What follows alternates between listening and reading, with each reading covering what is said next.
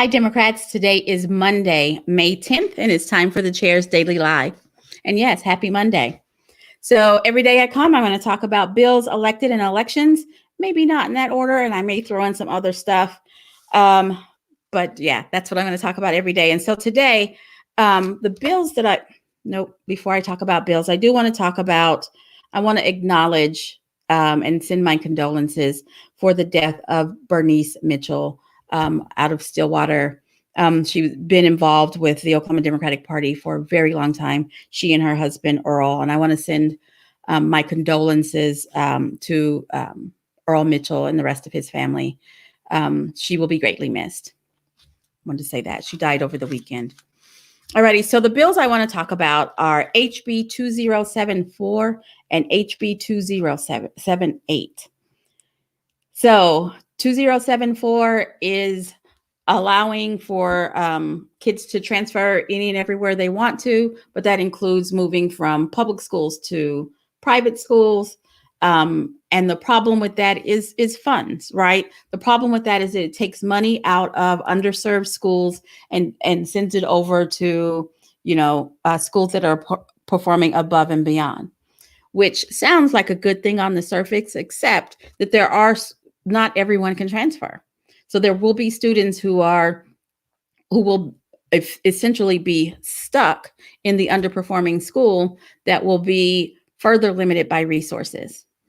And HB 2078 is taking the money. So if student from underrepresented community gets a transfer and goes over here, the dollars allocated to him also go over here. And what happens is there's so much less money left for that school that you're dooming the kids who are still at that school to subpar resources. You've heard me say for months now that I strongly, stringently believe that everyone wants their kids to have access to free, quality education, no matter their zip code.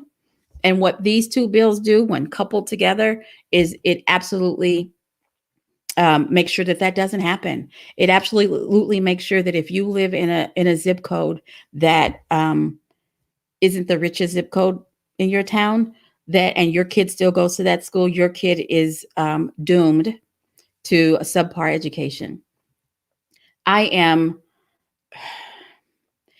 This makes me sad because it feels like there's an all-out assault on education in the state of Oklahoma. Friday, the governor signed that atrocious bill, 1775, which says we can't teach racial, ethnic, or gender diversity in schools. And now we have this bill that says, hey, how about we move kids around, and kids should be able to move around, but we've got to figure out a better school funding method so that kids in certain districts aren't just left behind by design. And that's exactly what will be happening here. In Edmond, I understand so elections. There's an election tomorrow, or vote on propositions tomorrow in different communities in the state, and Edmond is one of those communities.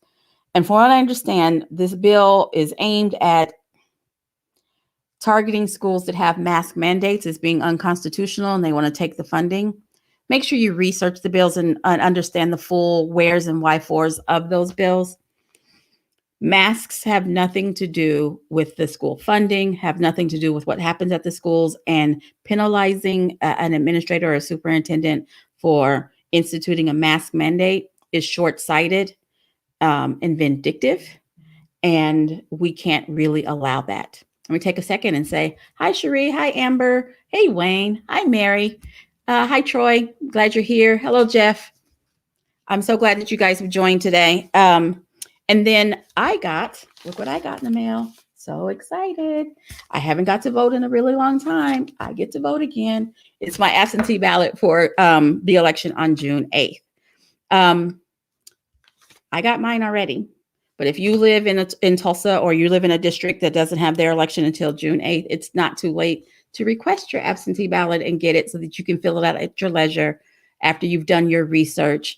But if you live somewhere that has an election tomorrow, please show up. The polls will be open from 7 to 7. Do your research tonight if you haven't already. And then go out to the state election board and sign up for your absentee ballot so that you'll get them for the rest of the elections or votes this year.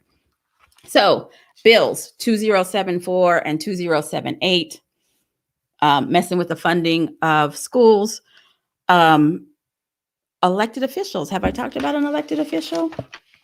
Next week, May 19th, is Elected Official Appreciation Day. We're asking everyone, send a note, send some cookies, send some baked goods to your elected officials May 19th. And let them know that we appreciate them, particularly if they're a Democrat. They've had a really rough session. There have been a lot of crazy town shenanigans that happened in this session. And we want to thank them for standing there and fighting for us. It's kind of a tough day. So I'm telling you this far in advance because I want you to plan. I think that's next Wednesday or Thursday.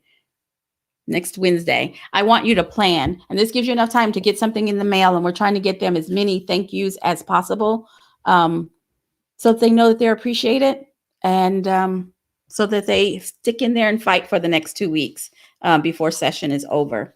Today's going to be a short one. It's all I wanted to talk about. Got your bills, got your electeds, got your elections. If you live in a district that has an election, please, please, please show up.